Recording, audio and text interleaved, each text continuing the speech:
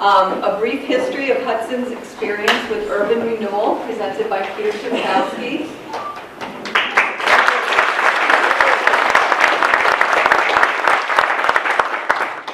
So I'll just give you a couple of brief announcements. Number one, take your time at some point to see the exhibition that's in the community room here. It is from the Roleff Jansen Historical Society. It's called All Roads to the River, 1799, Columbia Turnpike and Historic Toll Houses. And it really gives a lot of information, and that's kind of what ties the area where Peter is now in with Hudson too. But we should start. I've known Peter since I was 15. I did grow up here, and then I left and couldn't wait to leave for the big city, never to return. But Peter was the first person I ever met who had a sense of the history of a place, even as a young man, and the sense of the people who helped to create that history. So I'm not surprised where his interest has gone. So, Peter? Thank you.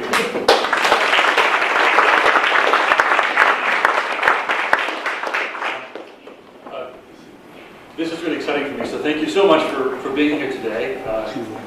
Really appreciate you all being here. Sorry for the late start. Hudson has been in my DNA for a long time. As a young man in the 60s, I would come up to my grandfather's market, Chips Market. How many of you knew Chips Market? How many of you were part of Hudson before 1970? So there's a contingent here. Well, this was a place that was an exotic world for me. Living on Cape Cod, my father had grown up in South Front Street above the store. We came back here to visit my grandparents on holidays. In fact, before I was born, my father, after World War II, built the Half Moon. And my mother dragged him back to the Cape saying, "This is no place for children, we're going to go to the Cape." But we kept coming back, and as a young man around 11, we moved back to Copiague Falls. But by then, the store was gone. I want to take you back in time a little bit, looking at the same building, of course. This was my grandfather's store, and they lived on the second floor, and they had an apartment on the top floor. In 1925, he purchased the store. It was called Arrowhead Store. To give you a sense of perspective, this was at the end of Partition Street, across the street, on where those buildings are now on the west side of South Front Street. This is my grandfather at 25 and the woman he bought the store from. Astonishing to think that he would have been able to buy the store, but he had fallen in love with my grandmother who lived on Cross Street, who was a Hudson native, and he was determined to marry her the next year. So my goal today is to talk a little bit about urban renewal, but I always like to begin these conversations by asking about our sense of history and question whether or not it's really one damn thing after the other, which is what Churchill said it was, or is it more complex? And I know that there are a lot of wonderful perspectives that history is, looking under a microscope. It's just astonishing how weird it really is and how different it really is when you look beneath the surface. And looking at this treasure trove of photographs and video that my grandfather had from the 30s and 40s and 50s, I've learned a lot about this place. Obviously, my goal today is to take us up to the future and to talk a little bit about what happened in the 60s and early 70s to Hudson. But these people, the smells that I associate with looking out my grandfather's apartment, down toward the train station, across the street in South Front Street, these are things that I can't get out of my mind. As an amateur historian, as someone who admires thinking about the past. And inside the market, I distinctly remember the wonderful sawdust and the underground things that we're in here to explore. History is also, some say, gossip, well told. And for me, it began in the basement of the building at 1 North Front, the one building that's still surviving on North Front Street on the western side, the old firehouse. What is it called? It's the Chamber of Commerce. Chamber of Commerce, but the original building was called the Washington Hose. Thank you. And in the basement of this complex, you'll find the records of the Urban Renewal Agency.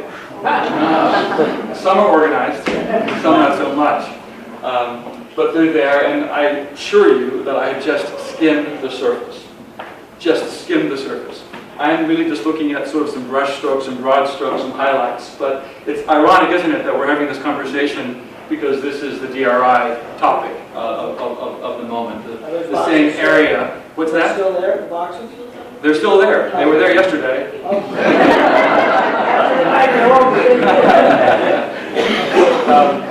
But I know that there are a lot of conversations now happening in Hudson to discuss really about the same territory that became really the target of urban renewal in 1970. Some things never change. History doesn't repeat itself. And I hope that there are some lessons and some other things that we can glean from this. So here's what I learned, or where I learned it from. Starting with Arthur Kowick. Arthur he is a 94-something gentleman who lives just up the road and was the chairman of the Urban Renewal Agency for many, many years. And many of you may know that he was associated with the city of Hudson for decades. Carl Whitbeck, I also met with, who was an attorney for the agency in the 70s. And Arthur and Kowick and Carl have been available to me for answering a lot of questions and looking at some of their documents, and they've been very generous with their time and perspective. My Uncle Eddie was on the Urban Renewal Agency as a rehabilitation specialist. He's deceased, but I inherited some of his documents. Thanks to Tom, who's in the audience again, for allowing me to pick his brain over the last couple of years and recently. I have to thank Carol of Gossips of Rivertown, who has an amazing treasure trove of and archived beautifully on her site of a lot of the information I'll be sharing with you today. And the history room here in the library is astounding with its great collection. And finally, the building on 1 North Street, the Hudson Community Development Plan Agency. In a sense, kind of the modern-day continuation of the Urban Renewal Agency that has those records. So this is where I've been able to go for information. So I'm going to give you a broad context of the question of urban development and urban renewal from an urban planning perspective. And by the way, I should know that I'm not an urban planner. I'm just someone who loves Hudson. I'm fascinated by it. We'll jump to 1965, when it all began in Hudson, when the conversation really began and when the lights went on in the city for a number of reasons. We'll talk about the agency, some of its goals and its initial projects, how the city changed, and maybe there are some lessons learned for us at the end of the day. So let's begin in 1889 and jump to Westminster, London, where I discovered there's this astounding record. The first time the city was redlined according to poverty. These are all color-coded in a very precise way. This is London. It was Charles Booth who created this map in 1889. And it gave birth to this idea that a city could be constructed and deconstructed and potentially moved around. Ultimately, the sensibility here was Victorian. They had a moral point of view that somehow there were people in this society who needed reform. Sound familiar? The code is interesting. The red is the middle class. The light blue is the poor. The dark blue, this is their terminology, casual and chronic want. And the black here is lowest class, occasional laborers, street sellers, loafers, criminals, and semi-criminals. And so there it begins. So I can jump now to FDR, who had this astonishing sensibility about the marginalized populations. And of course, this was in the midst of the Depression. And there's this kind of joy and hopefulness and desire in his words, isn't there? And this is tied very much to some legislation that was immediately following his presidency, or his inauguration in 1933, when the National Housing Act emerged in 1934 as part of this New Deal. And the objective was very much about making housing and mortgages more affordable. There was some subsequent funding in 1937, which modified it somewhat. But it was really in 1949, under Truman, when this concept of urban renewal, the way we think of it, emerged. And it emerged at his State of the Union address in 1949, where he said 5 million families are still living in slums, the fire traps, people are sharing their homes with others, this is unacceptable, there's a housing shortage, and we need to get some money together and make this happen. Make what happen? was the question. The Housing Act of 1949 has been invoked, as you will see even here in Hudson, as a way of moving people and demolishing buildings. Ultimately, though, there were good intentions, I think, tied to the sense that we were a nation in crisis and something had to be done. The initial result from all of this was, though, that it didn't actually create more housing. It, in fact, took housing away. For example, in Lincoln Center, one project that I'm aware of, I believe 7,000 units had existed where Lincoln Center is now. And by its construction, there was about 4,000 units. Where did these people go? Obviously, these people went outside of their neighborhoods, outside of their communities. The same could be said for what happened here in Hudson. It exacerbated a number of the issues that it was trying to solve. And it solved some, I think. We have to talk about Robert Moses, correct? Robert Moses is the American legend, the mover and shaker who had amassed so much power from the 30s right up until, I believe, the early 70s, late 60s. But during that 7 crucial year period after the war, nothing happened without him approving it. And that included the construction of thousands of playgrounds, hundreds of miles of parkways, apartments for marginalized individuals. So there's a number of ways of sort of looking at this, and Robert Moses, as some of you may know, has been kind of experiencing a little bit of a reemergence as a master builder. Despite his astonishing legacy of failure and success. And it was really an amazing sort of perfect storm, because by the 50s, just to provide more context about where Hudson emerged, our country was changing dramatically.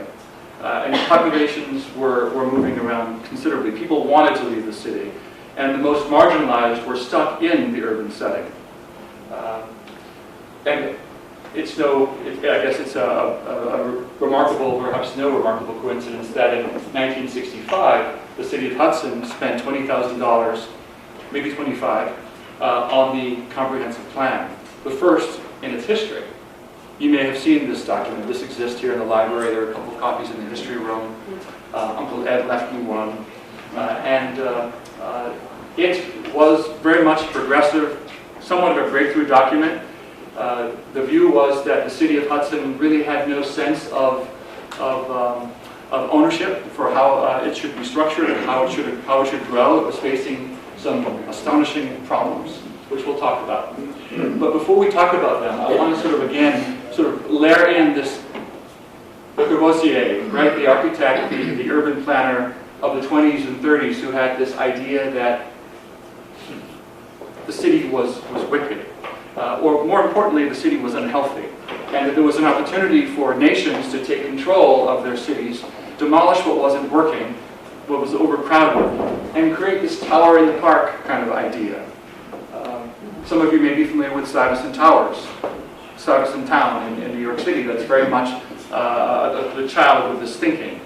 I spent 5 years in Poland under communism in the 80s as a graduate student, and I could not believe the towers in the park that surround Krakow and by the steel mills and outside Warsaw and in my visits to the Soviet Union. They loved this idea.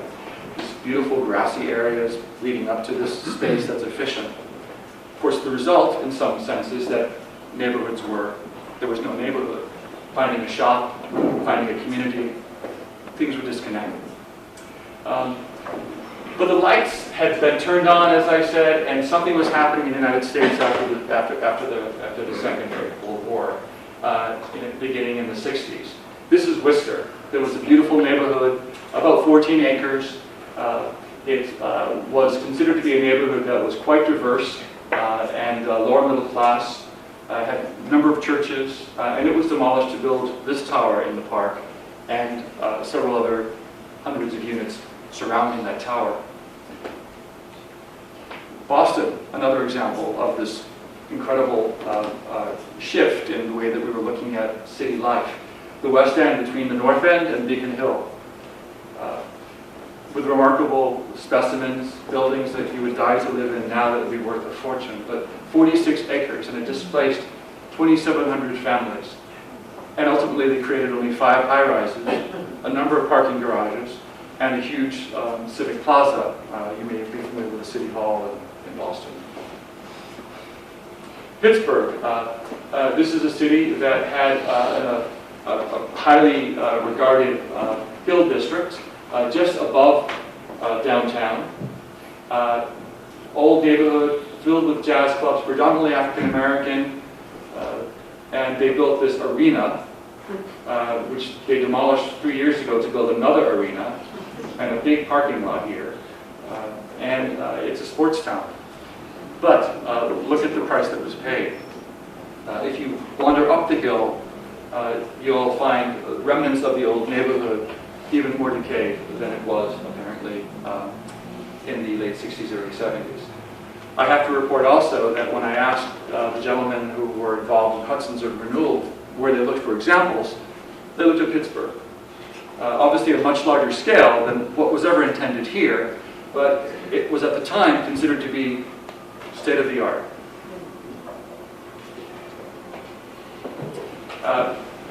Out of Pittsburgh came this interesting quote I want to share with you because I think it kind of captures some of the pain associated with the loss. The sense of community in the buildings are related in an old neighborhood.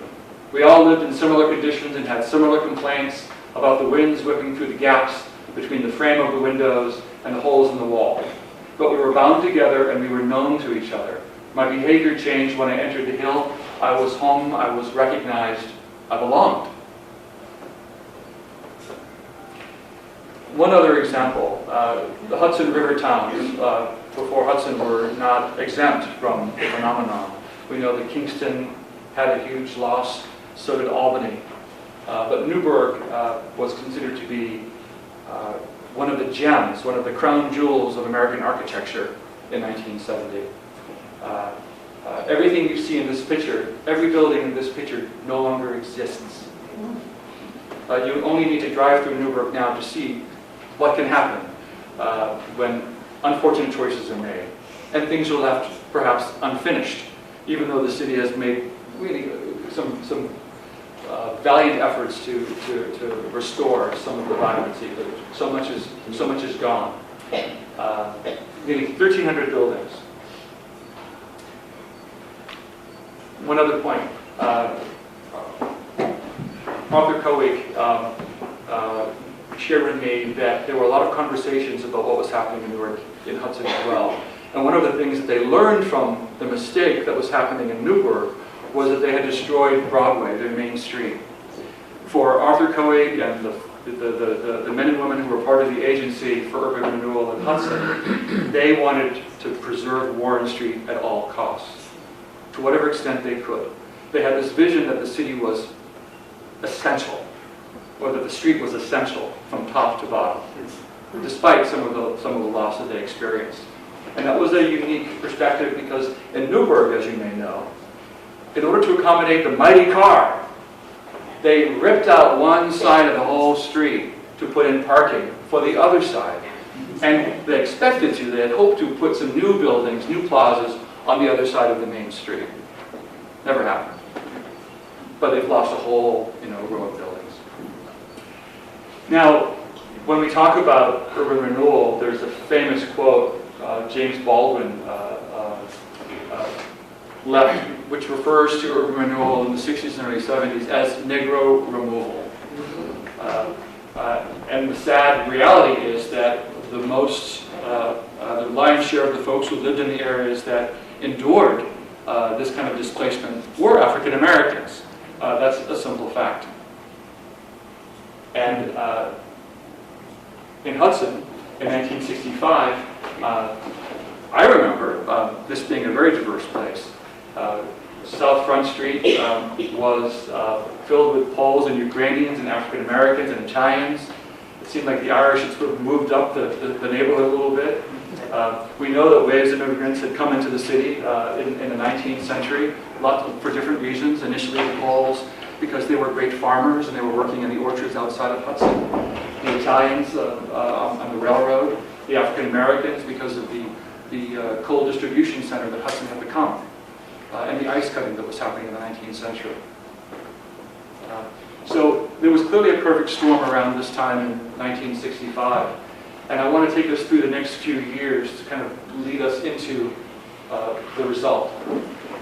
There were some clear goals in 65. There were three. One was a need for adequate water. Two, a sewage disposal plant. My grandmother referred to and used to swim in and canoe in. Some of you may have seen the footage of her canoeing in it. She had slip. That's what it was called down by the parkland. And the third area, do you remember her calling it? The need for decent housing. And this is taken verbatim from the Hudson Comprehensive Plan of 1965. But there were obstacles also recognized in the plan. This was a city that was in crisis. It had a unique geography with challenges. Progressive, perhaps, for 1965, perhaps, it acknowledged the environmental conditions that the city was surrounded by, and the condition of the structures. Narrow alleys that were filled with more danger, more risks, an inadequate park and playground, and a street pattern that was bringing in heavy trucks, just as it does now, right up the main drag or right through the heart of the city. So, and clearly something was happening. The central business district was becoming obsolete.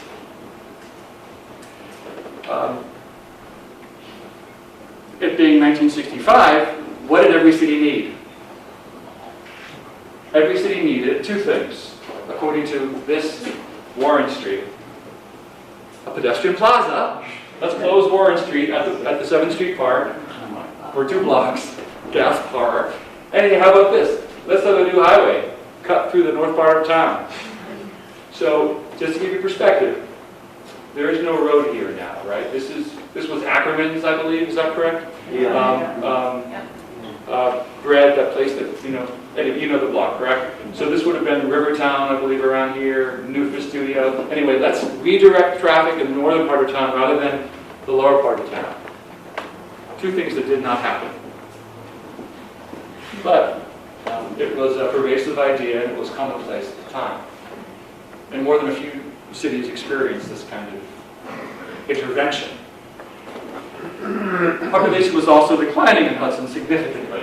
By 1970, it had gone to 8,900 people. From 1930, when it had over 12,000 people. Why? Where were people going? Were they all flocking to ranch houses in Greenport? If they could.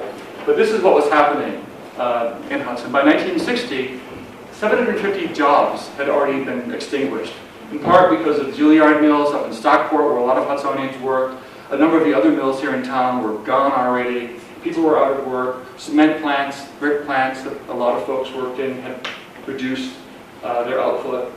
Unemployment was 11%, and by 1966, Hudson had one of the lowest per capita in the city. And Greenport was booming. Right? Fairview Avenue had gone up, box stores were going in, there were some jobs there, different kind of job, and there were housing developments. But most of the folks in Hudson weren't necessarily going there. It was also perceived in the plan kind of a civic burden, a burden on the city of Hudson. It was the North Bay in particular, the North Bay being the area that was, of course, the target of urban renewal in the next couple of years, was seen as being taking a lot of the services from the city. It was also a constant risk of fire because buildings were being abandoned, and there were also a number of tax defaults, and ownership was shifting to the city. So there was this burden on the city. So in 1966, the next year after the comprehensive plan, lo and behold, a remarkable thing happened. And this really unleashed the gates for possible funding. The city was declared or a huge portion of the housing stock in the city was declared as uninhabitable, badly deteriorated, and the North Bay in particular was identified as, pardon me? Where's Excuse me? Where was that? The North Bay? But, I mean, now? This was published in 1966. by the State Division of Housing. So something was happening. Looking at the North Bay, this area here between, they identified it between Cherry Lane, which is the alley south of Warren Street, up to 2nd Street. And this is where 85% of Hudson's African Americans live in this section. It was one of the most densely populated areas of the city as well. Lots of small houses. The lion's share of these houses were also not privately owned. They were rental properties. They were owned by folks who often did not live in town. Again, another view of the city, sort of looking north. Here's my grandfather's market, South Front Street, North Front Street, and then Cherry Alley to 2nd Street. So that became kind of ground zero in the thinking of what we could do. So in '66, Mayor Delaney submitted the first application for some funds, and this North Bay area was designated as Urban Renewal Project #1. And Arthur Culwick, owner of Town Fair, the toy store, was appointed as chairman. 2 years later, HUD approved a $2.8 million project, some of which would go to planning and creating the surveys for what might be done subsequently. And in November of '68, the agency was established. I know you will have difficulty reading this, but this I plagiarized from Gossips of Rivertown. Some pretty heavy stuff was going on in 1969. That was the year that the Common Council passed a resolution authorizing Hudson Urban Renewal Agency to acquire real property in the urban renewal area, and another executing a contract for a demolition grant under Title I of the Housing Act of 1949. And I found the actual resolution there on the left that references it. In 1970, just sort of moving up to the big day, the big period, this is when acquisition actually began of some of the property. And there was also a conversation underway with the Historic Trust and National Registry. There was obviously a great deal of interest and concern over whether or not these buildings were worthy of being designated as historic landmarks. And in July of '70, there was ultimately federal approval. A lot of shifting parts. This is the initial staff of the Urban Renewal Agency, headed by Art Kowick as chairman. My uncle was on the staff as a rehabilitation specialist. And another interesting thing happened around this time. The designated area for Urban Renewal Project #1 changed. It included Warren Street, right, the right side. No, sorry, this is Warren Street. Warren Street. I'm sorry, I'm looking at this right. In any event, yes, this is Warren Street, correct? Yeah, there's Promenade Park, here's Warren Street. It encompassed this area down to the train station, down to what's called the bridge. What is it called? Ferry Street. It was Ferry Street, Fleet Street, my grandfather's store, and it included the buildings all the way up along the Promenade Park. So clearly, there was some thinking about how they could utilize that space, South Front Street as well as North Space. And they identified some key actions, some key responsibilities, having to do with acquisition in full, acquisition in part, rehabilitation assistance. Remember, the Act of '49 also was talking about mortgages and other ways of sort of getting things changed, and spot demolitions. And I'll talk about these generally in a few minutes. But first, I have to sort of go back to this idea, this conversation that was underway around the history. Even in the comprehensive plan and in all of the documents that were published by the Urban Renewal Agency, they were very mindful of the integrity or the power of the history of Hudson. It was great understanding and respect for that legacy. Its origins with the Nantucket-based proprietors, and also the architectural dignity, integrity of Warren Street and the properties around the city. Ultimately, there was a report that was published in 1970, based on a very comprehensive survey. Art shared a copy with me, and I think the lion's share of it is also published on Gossips of Rivertown, where building to building on South Front Street, both sides of the street, up and down Warren Street, they were identified, in terms of their historical integrity, their architectural details, and so on. The report strongly urges that these 95 properties be preserved.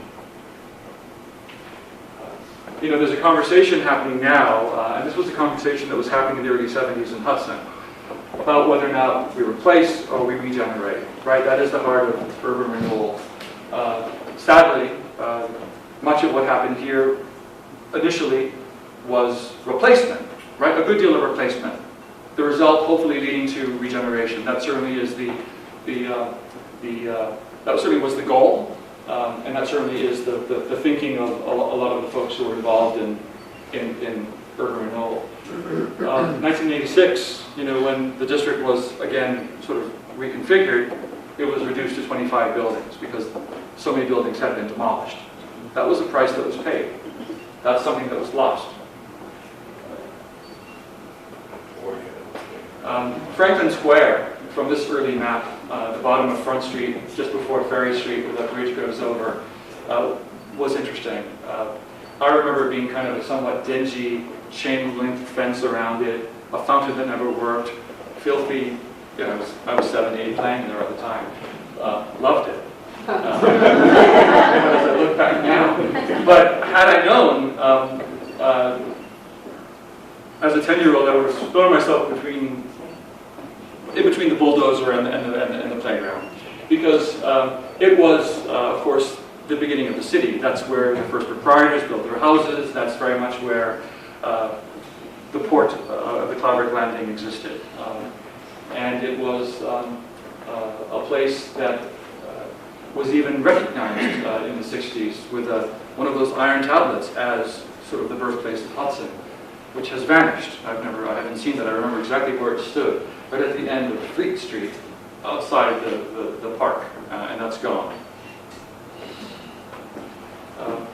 There was a bit of a fuss in some of the paperwork. In March 1970, some concern by the folks at the agency about whether or not this would cause some controversy, some outcry.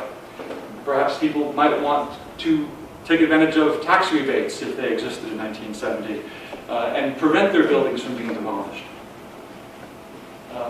A memo was published that stated, look, we have our eyes set on the best prize possible, and those buildings are in the way. We have to filter ourselves through a lens, I guess, of 1970, when maybe the notion that that something great was lost in the 60s in New York City hadn't quite come up the river, right? With Penn Station, with the emergence of the Preservation League and the Landmarks Commission in the mid-60s, it was right on the, what is the expression? Right on the tail, But it wasn't going to stop Hudson from being able to do this.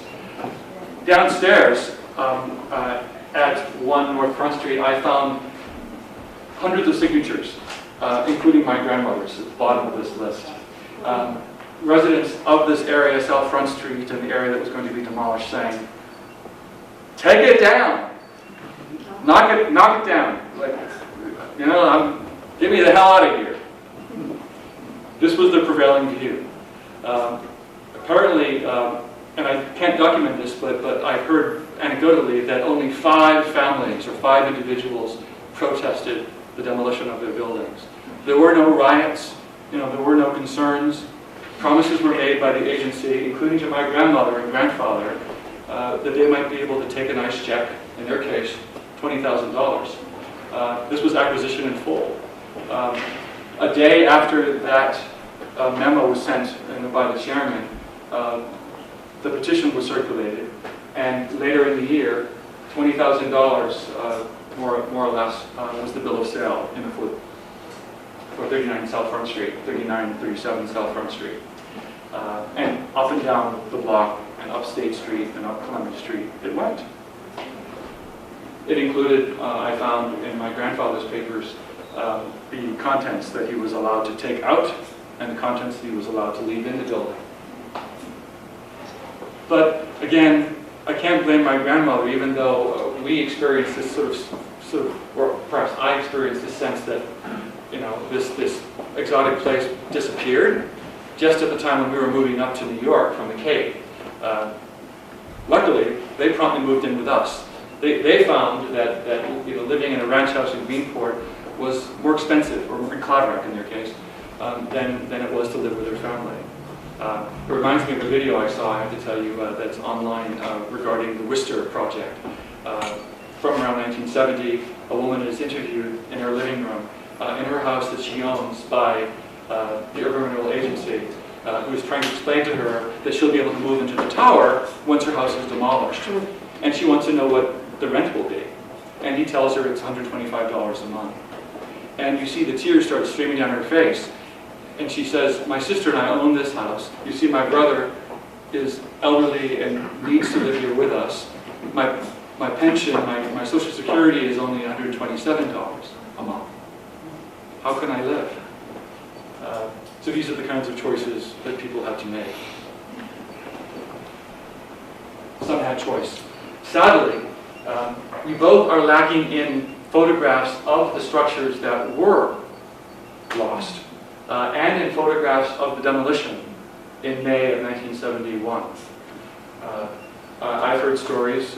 My cousin Marcy's mother was there watching it all, which was shocking. But we know in the survey of 1970 that photographs have been attached to it. The copy that Art shared with me has really bad copies of them. You can barely make out the facades. But if anyone knows what those photographs are, right? We don't know. We haven't seen those original photographs, each documenting each facade of the houses that were considered to be historic landmarks. Another example of a building, this was in the corner of 2nd and Cherry. Not Cherry.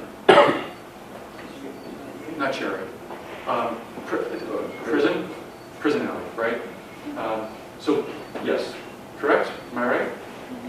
The house is on 2nd and Columbia. Thank you. 2nd and Columbia. No, it's not. This is the alley.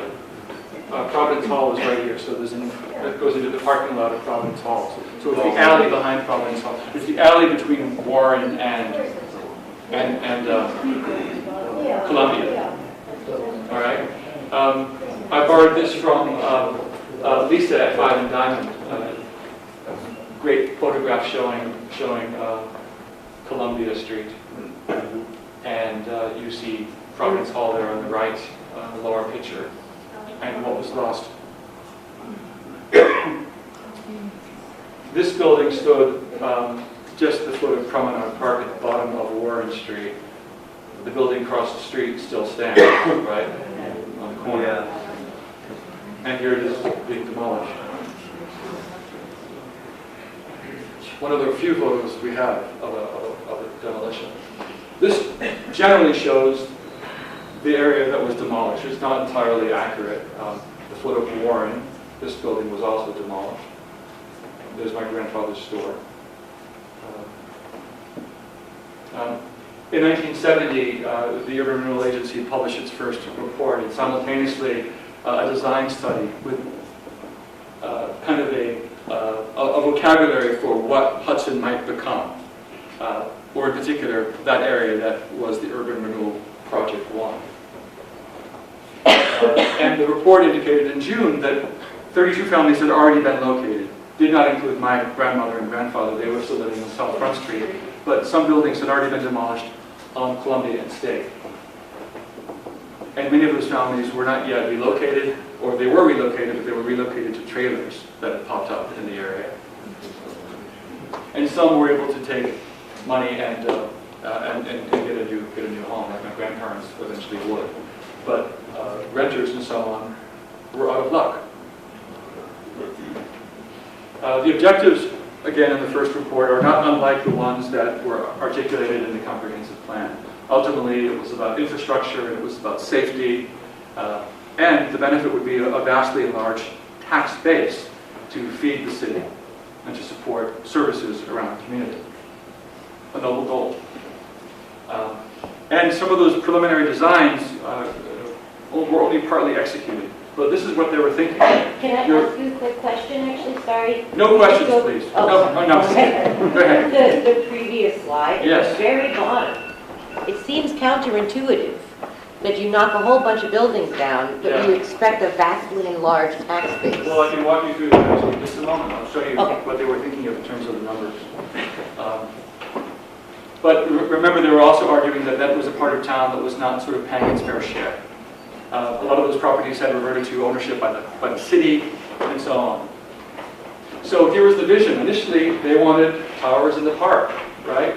Big tower, 2 towers over here. This is Fleet Street, right? And South Front Street, Warren Street. They were even changing the shape, which became actually accurate, but there were some large towers. Another view of what they might be. Other renderings, they were quite tall. This is the area where Bliss Towers now stands. And they were using very much the language of Le Corbusier. They were using language of garden type, fashionable housing. The idea was that South Front Street would be sort of a middle income area that people would be able to like my grandparents would be able to sort of reinvest in those units, as opposed to the others up on State, which we'll look at as well. And then in the summer of '70, there was already a bid out for the construction of the tower, which included 135 units, including 50 units for the elderly. And it was opened in '74 as the first public housing project in Hudson. Yeah, that's an early rendering of it. I understand from Carol and Tom and others that I've talked to that if you stand on Chapel, the alley facing 2nd Street, looking west, facing Bliss Towers, that was Chapel Street, and it went on for 2 blocks down to 1 block, from 2nd to front, right? 2 blocks. That it was one of the most beautiful, some say. Sadly, we don't have any photographs of those buildings, of those dwellings. But that street was completely obliterated. Excuse me? Sorry, I can't hear you or whoever's talking. Question? I'm deaf on my left ear, so I'm hearing voices over here, and maybe start talking about that. And Brenda's going, come on, pick up the pace here. Pick it up. This is one house on Chapel Street. In April '72 was the second report, and here they kind of showed before and after pictures, if you will. Through the lens of a 1972 sensibility, perhaps, the kitchen facilities in this area were, just grim. Cherry hallways were obviously lacking in the city's urban renewal area, as if that was important, and perhaps it was. Really terrible toilets, and the housing was dilapidated. So what they wanted to do by 1972 in their annual report was they kind of defined the tower into 120 units. It would cost $3.7 million, over 5 acres, included some townhouses. So those were built. Those stand today. And there would also be some middle income housing on Hudson Terrace, where my grandparents lived, on South Front. Mediterranean style. And construction began in May '72, a year after they were demolished. 6 acres. And they were looking at $26,000 a year in payments for Hudson Terrace. I mentioned at the end of Warren Street, where our building was demolished, there was a park. There is a park now, nothing was built there, but there had been a plan also to build this. I thought was kind of funny. Totally unrelated to anything in it surrounding. Not even related to what's across the street now. Additionally, they wanted to build some units on Chapel Street, 3 acres, and on Columbia, over 2 acres. And here's an early model of what that would be. That would bring in 12,000. Again, this was low-income housing. And on Columbia Street, 30,000 a year in payments. These sort of groovy townhouses that were never quite built. Then, as many of you know, at the foot of Warren Street, the block between First and South Front Street, there's a gap on the left going south on the south side. The agency believed that the buildings that were standing there were in moderate condition, very much like the buildings on South Front Street. But they needed to make way for a commercial area that they were obliterating by tearing all the rest. And this was the thinking of urban renewal at the time. People had to be able to shop for groceries someplace. So the goal was to build potentially one model was on the street level, walk in and out of the stores, like any urban center, 6 different stores, or perhaps push it back and have parking. We know the result was that they built a unit that is sunken and is hard to get in and out of, and has never quite stood up to the promise of the intention. What was lost on that block was a number of old shops, a number of old buildings. I remember being a little boy in the 60s coming up to the penny candy store here. And the second report talks about after development. Many of these folks are now enjoying temporary relocation in a trailer.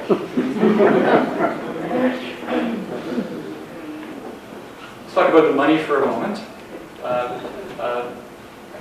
In 1972, they expected close to $6 million, and that the lion's share of it would be federal funds, which turned out to be the case.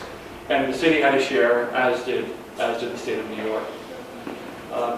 Total cost would be an additional $12 million, thanks to public and private investment in the city. Urban renewal itself was just close to $6 million, but the tax base would expand generously, according to the initial plan.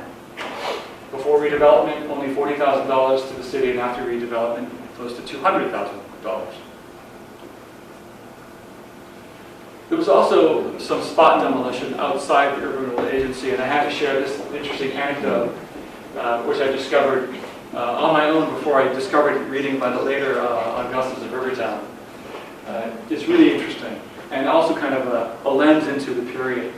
You all, or maybe you all don't know, but this was the Worth Hotel on the 300 block? 200 block, thank you, of Warren Street. It was quite a grand hotel, very stately, but it caught the eye during this whole process of Ada Huxtable, who was the first recipient of criticism for architecture, I believe in 1970. I think that's accurate, but I know she was the first critic to be given the Pulitzer Prize for writing about architecture and the importance of architecture and the way it is woven into a community. And she was very concerned about what was happening with the General Worth Hotel. Indeed, she was very concerned about what was happening in Hudson in general. But it was just one other frustrating conversation that was happening up and down the river at the same time. But she paid attention to the Worth Hotel. I want to share this quote because it sort of just speaks generally about landmarks are demolished for parking lots, popular sport. She was biting. She was like the Dorothy Parker of architecture. Waterfronts, federal survivals, Greek revival enclaves, anything that has meaning in terms of history, style, sense of place. It's X'd out. The oldest, the shabbiest, the easiest to demolish.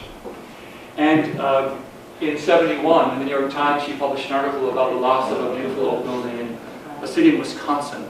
And in this article, which was replaced by a Burger King. And at the bottom of this article, she shared, in Hudson, New York, the same kind of senseless urban plan claimed the 1837 Greek Revival General Worth Hotel. The Hudson YMCA was willing to take over the building, and the Hudson Valley Commission, the State Historical Trust, and the National Trust for Historic Preservation urged that it be saved. In fact, they were even willing to pay for its preservation. But political heads prevailed, and Hudson demolished its National Register property. you'll appreciate this, and I'm sorry to be kind of cynical here. Read it in the Hudson. Oh, wait, ready for the biggest gag of all? Read it in the Hudson Register Star. A modern-day Dairy Queen drive-in will be constructed on the site. Luckily, it never was. It was moved up to Green Street. Forgive me, but this America the Beautiful, let me sing of the Burger King and Dairy Queen from sea to shining sea. I think she's actually kind of controversial in circles of architects and urban planners and so on. So citing her here, but it was kind of exciting to see someone like that engaged in Hudson in this conversation. And there were others that we won't talk about who came up to make the case for its preservation. And were shouted down, quite literally. Quickly springing into action, the Commission wrote Ada Huxtable and said, I beg to differ. We're really doing the best we can with the city that we love. And you've got it wrong. There was also this notion of rehabilitation assistance. And this was reflected because, well, the Times Union began to sort of shine a light on this in the 70s, as did the New York Times. It was really seen as progressive, and it was really the belief connected to the agency's commitment to the preservation of Warren Street and its rehabilitation as a business district and an architectural gem. The New York Times published this as well. So what was happening in the 70s, some of you may recall, it was a city that was filled with scaffolding, especially on the first two blocks that were sort of in the bailiwick of the agency, but it eventually spread up Warren Street. It was a facade easement program. In '73, this next phase was funded by the feds, and it was committed to drawing upon the history and preserve and rehabilitate existing buildings. And a grand booklet was published that's available for view here in the history room that very much celebrated the design of the facades. And this took on sort of it showed a new kind of light in the city. Literally, in its progressive view, it took title. The agency took title. The city took title for the facades of all these buildings, and the owners of the buildings committed to the rehabilitation on the inside. Some of that didn't happen, but one after the next, the facades were rehabilitated. Also, at this time, they articulated how the city could sort of improve its parks and its trees, and this would be the 100 block of Lower Warren Street where the parking lot would go, and the shopping center, and up to the 200 block. And quite literally, these facades dramatically shifted the way a building looked before. The building on the right still stands, minus its Victorian addition. This was the original, and so it was an Adams style that was restored to its original glory. Pretty cool. A great benefit for the city. They also identified buildings that had this kind of cockamamie structure. They could see in here there was an old federal Nantucket style with a weird door and a weird kind of not a separate building. This was how it was rendered in the booklet, and ultimately how it now is seen. These were two more of the dramatic ones. I want to kind of wrap up now with South Front Street, the way I sort of began. My father there on his bike, because it's very much in the city. As we remember this place, I think many of us can still hear the voices, and maybe even those of us that did not grow up in Hudson or were not aware of the city before 1970 or its current configuration can imagine what the neighborhoods may have been like from the video and the old photographs that are here. I know that as a boy I would come up often with our Winnebago and my family, and we would sort of visit with our grandparents, and my grandmother would be sort of sitting in the window crying as we were leaving. I can still taste the the onion rolls from Jersey Bakery sitting in a little kitchen behind the butcher shop, sitting with my dad and my sisters. And it makes me think of sort of three categories I want to end with, this idea of visual memory, where two generations now have seen the city without its original structures. They know the geographic landscape, the promenade, they know its interesting sort of slope down to the South Bay and North Bay, and they have this strange sense of a road that's dissected between the old and the new. I certainly have an emotional memory, as I'm sure many of you do as well, who grew up here, where parades used to begin on Union Street and come down to South Front and turn right at Moxie's, now William Farmer and Sons, and then go up Warren Street. Again, a place where generations sort of lived in the community, and ultimately a historical memory. Here was a city, the most industrial part of the city, which kind of predicted its sad future as an area that would be considered blighted, as the wealthy, as the more privileged people could move away from the waterfront, which had become so industrial and dirty. And so only the marginalized, the immigrants, newcomers to the city could afford. And I can't help but think of the African Americans, the generations of African American families that were in Hudson, who came to Hudson for a living after the Civil War as free men and women, who shopped in my grandfather's store, and all of the stores up and down South Front Street in Columbia, and for generations sort of worked distributing the coal, did the tough work. I want to share this quote from Arthur. I asked him ultimately, so, what happened? Like, what do you think? And he said he wanted to make Hudson a better place for everyone. But he was lost, and there was a lot of tough decisions to make. We made them with public input. We believed the work we had to do to make Hudson ready for the future. The city was dying, and we wanted to save it. It has taken longer to get there, but seeing it now is something. It's been, 40, 35 years or so, since this fire that happened in Hudson. What was gained out of all of this? Well, Hudson has a master plan and several iterations of master plans. The same conversations are happening, as we know.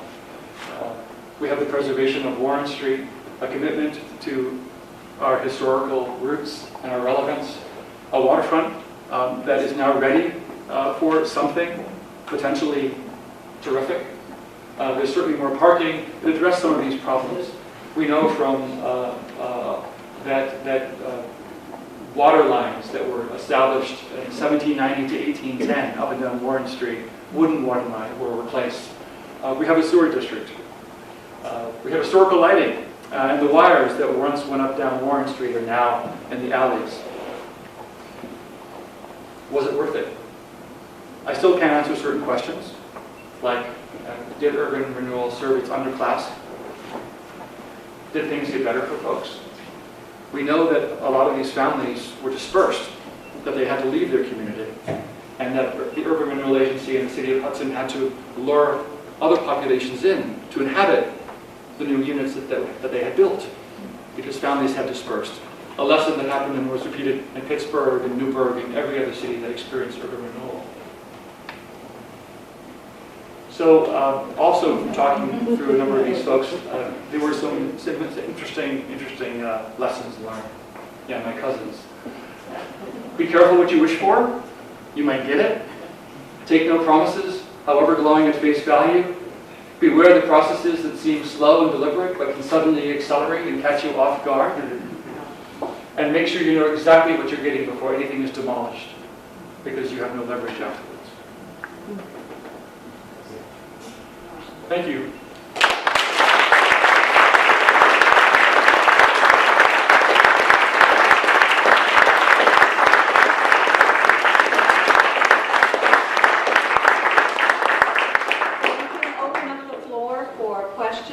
Comments. I know there's a lot of people in here who know a lot about this subject, and I want to thank Peter. Everyone who gives talks at our local history speaker series is volunteer. And I think you have an idea of how much research and how many hours that it took him to get to this place. So I do thank him very much. Is there anyone who has a question or a comment? Yes, sir. A very specific question. I understand there used to be homes on 2nd Street where the hill goes down to Mill Street. The Riverside, 2nd Street, they're all gone now. Oh, were they removed as part of this vision and then? On North Bay, the north side of 2nd Street, there were homes there. I don't know when they were removed. Does anyone know if they were removed as part of I'm it? just wondering if that was part of Yeah. the tear down when Yeah. everything was built. And the second question is a substantial, my impression now is Hudson thinks what happened there was basically another disaster. And I'm wondering when there started being regrets as to what had happened. Yeah, I don't know the answer to that. I think the folks who were engaged in it and survived recognized that they had hard decisions to make and the city was literally dying. And there was no such thing as historical preservation the way that we know it now. So I think there was a conversation based on everything I've read about replacement versus regeneration. They had a vision of regeneration. They knew that some of it could be regenerated, but there was also a belief that much of it was not worth saving. And some parts were possibly easy to save, but in the way, right? I've talked to a lot of folks who weren't part of it. I stopped people on the street, up the promenade. I'm sure many of you have as well. Folks who lived through that, who weren't involved in making the decisions, who didn't stand up, who didn't ask questions, who went to the public hearings and thought this was all logical, who now express a sense of regret. Certainly more people, certainly lots of people I've talked to about this who were just sort of witnesses miss nostalgically that community that they remember. But I can't answer your question beyond that. Yes, ma'am. When you say Hudson was dying, are you talking about because the population was decreasing? Population was decreasing. It was an environmental hazard. There was, sewage was flowing into the river and into the bays. Shops were closing one after the other. I mean, in the 60s, there was certainly a good deal of vibrancy here, but by the 70s, it was pretty much boarded up. I think the locals would agree that have been here. And it was moving out to Greenport. People were getting out if they could afford to. Because it doesn't seem like the population ever increased. No, that's true. And that's an interesting point. One of the goals of the comprehensive plan in 1965 was to ensure that there'd be plenty of room for 12,000 people who had lived in the city 10 years before. But that clearly has not succeeded. It's under 6,000 people now, more or less. Yes? Just to stay on the dying question a second, was there any in the documents you looked at and studied, was there any investigation done about why it was dying, what the root causes were, and whether you can, in this urban renewal program, my surface view is it had nothing really to do with the reasons for the degradation that they were looking to try to solve. I'm not sure if there was a connection. Did they try to make that connection? Yeah, they did. They did. And I think I tried to, cite them. Okay. All right. Okay. That's good. Happy to. Any other questions? Yes, Tom. We first showed up here in 1980. Awesome, that's Tom historian here. Out in Austerlitz, though, out in the hills. We first showed up here in 1980, and Hudson was like dead at that point. Yeah. After this had happened, I think the only business of note on Warren Street was Bobby's Flea Market. Now it's a very vibrant, interesting place. So I wonder, is there any nexus at all that you can see between what you've talked about and what Hudson is today? Or is it just a totally unrelated development? Yeah, I mean, cities like Newburgh and Kingston have lost so much of what was vibrant about those cities. And though we lost our fair share, I suppose, in scale, much was saved. Even the 500 block, I understand, at a later urban renewal time was buttressed. the south side of the 500 block was at risk of falling in. And the Urban Renewal Agency jumped into action to save those facades, to save those buildings. And they're now shored up with iron buttresses that you can see inside. I think actually you can in some of the buildings. So there was a vision that Warren Street was sacred and would lure business, commerce, people, tourists to Hudson. And I think that is, I mean, it took So a that long was time. one idea that worked, really. That's one idea that worked. Beautifying Hudson, beautifying that street, getting the wires behind. The question of units and housing and the stock that was created, that's something that clearly did not work. I think we'd all agree that that continues to be an issue. Only recently we were talking about demolishing the towers that were built, what, 34 years ago. But aren't we also talking about the fact that at that time we were displacing 3 large ethnic groups here? The entire African American section was taken down. Chapel Street disappeared, which was Eastern European. And the Italians and the Poles were all taken out.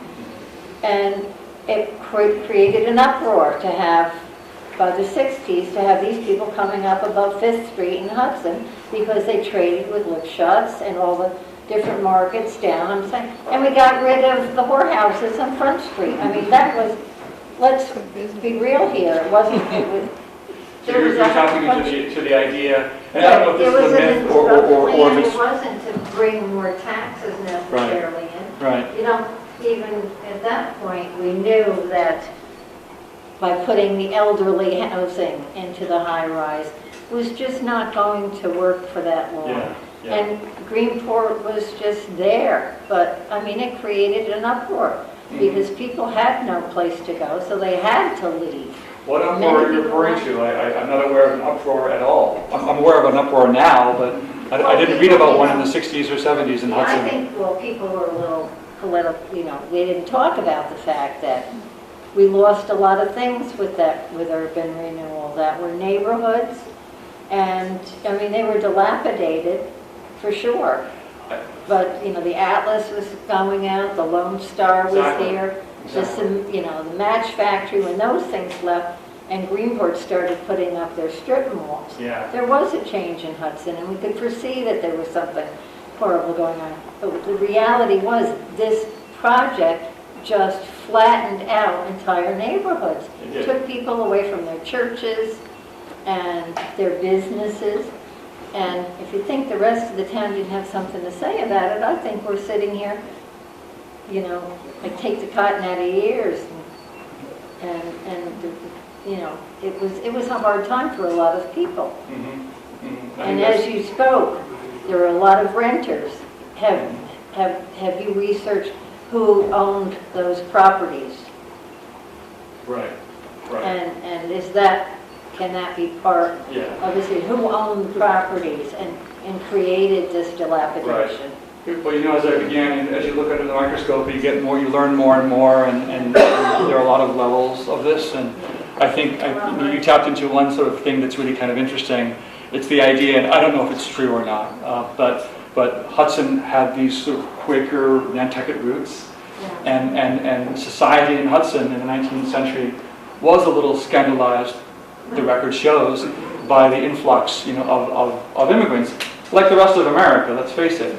And frankly, even records show the Hudsonians were even a little mortified by the Dutch, who were even older than them, because, well, they held slaves until the early 19th century, and they were entrepreneurial and a little scandalous in the sense that they were sort of interested in making money. Not so the proprietors, not so that thread of Hudson's sort of sensibility. So whether or not there's any truth in the way that may have pervaded the decades and into the 1960s, as my nephew would say, but it's interesting to think about. Any other questions? Yes, sir. You mentioned development of sewer system. I'm curious, the sewer plant we have now, do you know roughly when that was started and finished? And was there a predecessor to that, or is that? I can email it to you. I've got some information on that, but I don't remember what it was. But was there a predecessor to that? No, there was no sewer system. So it just went into the river? Basically, that's my understanding. Yeah, most cities, most river cities had their sewers, That was not unique to sewage Hudson. system flow into the Hudson River. Right. And unfortunately, some sewage systems, they get overflowed and they have to release the sewage into the Hudson River today. Some also believe that there are still some early 19th century wooden pipes on some of the streets off to the side that haven't been replaced yet. You know, I'm happy to sort of take more questions. I want to respect those of you that want to leave. I'm going to be here for another few minutes if you want to meet with me and my colleague Tom. No, I have one quick question. Yes. In your research, did you discover or find out how many phases of urban renewal? Because to my knowledge, urban renewal went all the way up to Park Place, which is 7th Street Park on Main Street. That's right. Is that correct? That is correct. And the agency continued, new grants, it took on new names. In a sense, it still exists, right, with the project. But yeah, I wanted to sort of just focus on those preliminary actions that kind of got us to where we are today. But thank you so much, everyone, for coming.